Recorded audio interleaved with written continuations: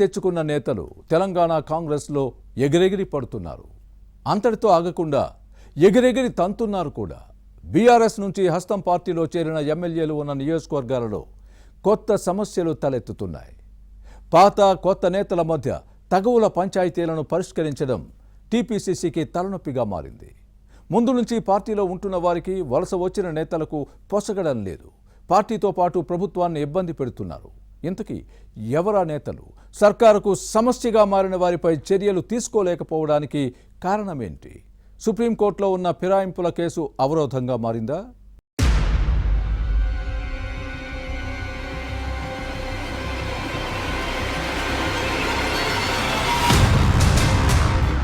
తెలంగాణ కాంగ్రెస్ ను రోజుకు కొత్త సమస్య వెంటాడుతోంది. ముఖ్యంగా ఇతర పార్టీల నుంచి వచ్చిన వారు చేస్తున్న వివాదాస్పద పనులతో అధికార పార్టీ నేతలు తలలు పట్టుకుంటున్నారు.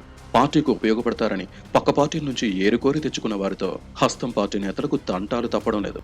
అసెంబ్లీ ఎన్నికలకు ముందు నుంచి ఇప్పటి వరకు కాంగ్రెస్ లో చేరిన నేతలు ఎమ్మెల్యేలతో సమస్యలు వస్తున్నాయి. పార్టీ బలోపేతానికి ఉపయోగపడతారని బీఆర్ఎస్ శాసనసభ్యులకు గాలం వేసి మరీ కాంగ్రెస్ కండువ కప్పారు. కానీ కొందరు నేతలు కొత్త పాత అంటూ విమర్శించుకోవడం పార్టీ పెద్దలకు తలనొప్పిగా తయారైంది. మరికొందరైతే ప్రభుత్వం తీసుకున్న నిర్ణయాలను తప్పుపడుతూ పార్టీని ఇరకాటంలో పెట్టడం ఇబ్బందులు తెచ్చిపెడుతోంది.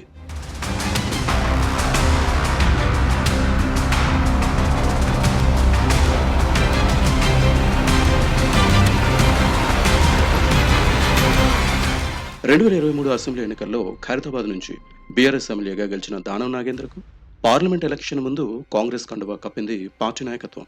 సికింద్రాబాద్ లోక్సభ స్థానం నుంచి పోటీ చేయించి సీటు గెలుచుకోవచ్చని భావించింది హస్తం పార్టీ నాయకత్వం. కానీ దానం ఓటమితో అంచనాలు తలకిందులయ్యాయి. మొదట్లో ప్రభుత్వంతో సఖ్యతగా ఉన్న దానం నాగేందర్ ఆ తర్వాత పలు కారణాలతో స్వరం మార్చారు. ముఖ్యమంత్రి రేవంత్ రెడ్డి సర్కార్ నిర్ణయాలను విమర్శించడం వివాదాస్పదమైంది. హైడ్రా ఏర్పాటు, కంచగచ్చబౌలి భూముల విషయంలో ప్రభుత్వ విధానాలను బహిరంగంగా వ్యతిరేకించారు. మరోవైపు గత నెల 27న హనుమకొండ జిల్లా ఎల్కతుర్తిలో జరిగిన బీఆర్ఎస్ రజతోత్సవ బహిరంగ సభకు అనుకూలంగా మాట్లాడడం కాంగ్రెస్ కు మింగుడు పడని పరిణామంగా మారింది. కేసీఆర్ ను చూడ్డానికైనా జనం వస్తారని, సభ విజయవంతం అవుతుందన్న దానం కామెంట్స్ కాంగ్రెస్ ని ఇరకాటంలో పెట్టాయి. ముఖ్యమంత్రి రేవంత్ రెడ్డి ప్రభుత్వానికి వ్యతిరేకంగా మాట్లాడుతున్న ఈయనపై చర్యలు తీసుకోవచ్చు. కానీ సుప్రీంకోర్టులో ఉన్న ఫిరాయింపులతో ఈ దిశగా అడుగులు వేయలేని పరిస్థితి.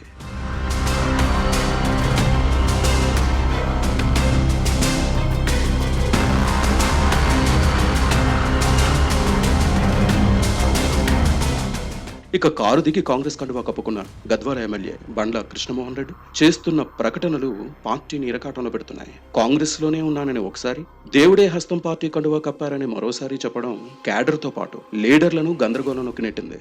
కాంగ్రెస్ ఫ్లెక్సీలో అనవసరంగా తన ఫోటో వేస్తున్నారనడంపై టీపీసీసీ నేతలు తలబాదుకుంటున్నారు. గద్వాల్లో కృష్ణమోహన్ రెడ్డిపై హస్తం పార్టీ నుంచి పోటీ చేసి ఓడిపోయిన సరితా తిరుపతయ్య ఈ ఎమ్మెల్యేతో యుద్ధం చేస్తున్నారు. ఇద్దరి మధ్య ఆధిపత్య పోరు నడుస్తోంది. కొన్ని విషయాల్లో ఇరు వర్గాల నేతలు కేసులు పెట్టుకోవడం గద్వాల కాంగ్రెస్ క్యాడర్ను కన్ఫ్యూజన్ కు గురి చేస్తోంది. హస్తం పార్టీ పటిష్టతకు ఇది ఇబ్బందిగా మారుతోంది.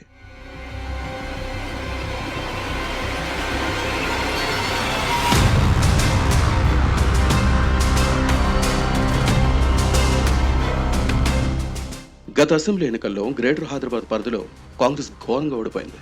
పార్టీ బలోపేతం కోసం పటాన్చెరు బీఆర్ఎస్ ఎమ్మెల్యే గూడెం మహిపాల్ రెడ్డిని హస్తం పార్టీలో చేర్చుకున్నారు. కానీ ఇక్కడ స్థానిక నేత కాట శ్రీనివాస్ గౌడ్, శాసనసభ్యుడు మహిపాల్ రెడ్డికి మధ్య గొడవలు తారాస్థాయికి చేరాయి. పార్టీ మారిన ఈయన కార్యాలయంలో బీఆర్ఎస్ అధినేత కేసీఆర్ ఫోటో ఉండడం వివాదాస్పదమైంది. పరస్పర విమర్శలు, ఆరోపణలు, నిరసనలతో మ్యాటర్ పోలీసు కేసుల వరకు వెళ్ళింది. వివాదం పరిష్కారం కోసం వేములవాడ ఎమ్మెల్యే ఆది శ్రీనివాస్ నేతృత్వంలో ఏర్పాటు చేసిన కాంగ్రెస్ వేసిన కమిటీ మొక్కుబడిగా పనిచేయడం విమర్శలకు తావిస్తోంది. దీంతో పటాన్చెరు కాంగ్రెస్ లో గొడవలు పెరుగుతున్నాయి. పటాన్చెరు ఎమ్మెల్యే మహిపాల్ రెడ్డిపై చర్యల విషయంలో పార్టీ ఫిరాయింపుల కేసు అవరోధంగా మారుతోంది.